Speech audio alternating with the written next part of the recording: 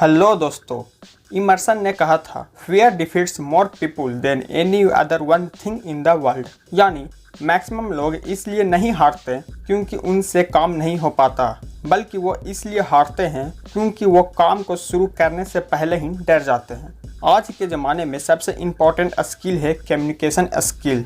Publicly कोई point को रखना या स्टेज में बोलना, इन स्किल्स में मैक्सिमम लोगों को प्रॉब्लम है। तो आज इस वीडियो में कम्युनिकेशन स्किल्स इंप्रूव करने के 4 मेथड बताएंगे। पर उससे पहले हम देख लेते हैं कि हमें क्या क्या झूठ बोले जाते हैं कम्युनिकेशन स्किल्स के बारे में। सबसे पहला झूठ जिसे हम सच मानते हैं वो है कि सिर्फ हमें ही पब्लिक स्पीकिंग से डर लगता है, लेकिन प्रैक्टिकली सबको इससे डर लगता है, चाहे कोई नॉर्मल इंसान हो या कोई सेलिब्रिटी। अगर कोई बिना डरे पब्लिकली कुछ बोल पा रहा है तो इसके पीछे उसकी कई सालों की प्रैक्टिस है। दूसरा झूठ जिसे हम सच मानते हैं कि कई सारे लोग बचपन से ही कॉन्फिडेंट होते हैं, लेकिन यह भी गलत है। हर इंसान अपना कॉन्फिडेंस प्रैक्टिस से बढ़ाया होता है, इसलिए do practice practice and practice. तीसरा झूठ जो हमें बोला जाता है कि पब्लिक स्पीकिंग से डरना बुरी बात है, लेकिन एक्चुअल में थोड़ा सा डरना हमारे कम्युनिकेशन स्किल्स के लिए अच्छा है। इससे हम एक एनर्जेटिक और फ्लुएंट स्पीच दे सकते हैं। अब हम बात करते हैं उन 4 मेथड्स की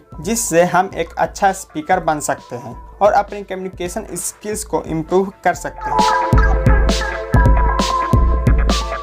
मेथड नंबर 1, एक्ट कॉन्फिडेंटली। लोगों को कॉन्फिडेंस बहुत पसंद आता है, तो अगर हम कॉन्फिडेंट फील नहीं कर रहे हैं तो कॉन्फिडेंस की तरह एक्टिंग करके हम अपनी कॉन्फिडेंस को बिल्ड कर सकते हैं, और ये एक प्रूवन टेक्निक है। एक कहावत है, fake it until you make it, यानी एक्टिंग करते रहो जैसा तुम बनना चाहते हो और फाइनली तुम बन जाओगे।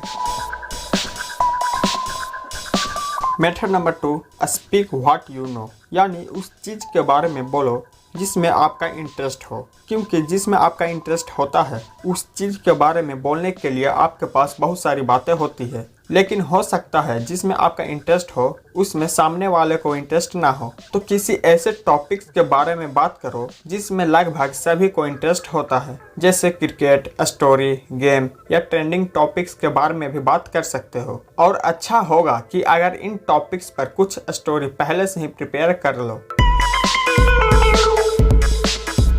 Method number 3, dramatize your talk, यानी लोग आपको एक अच्छा स्पीकर तब मानेंगे जब आप उनको वो फीलिंग दे पाओ जो आपने महसूस की हो, जिसके लिए हमें बातें थोड़ी ड्रामेटिक वे में बतानी पड़ेगी, पूरी डिटेल और डेमोन्स्ट्रेशन के साथ।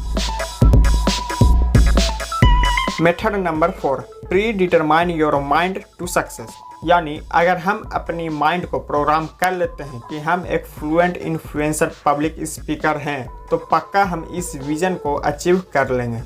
दोस्तों, इस बुक में और भी बहुत सारी इंटरेस्टिंग टिप्स दिए गए हैं, तो मैं आपको हाईली रिकमेंड करूंगा कि इस बुक को आप रीड कीजिए अगर आप एक पब्लिक स्पीकर बनना चाहते हैं तो।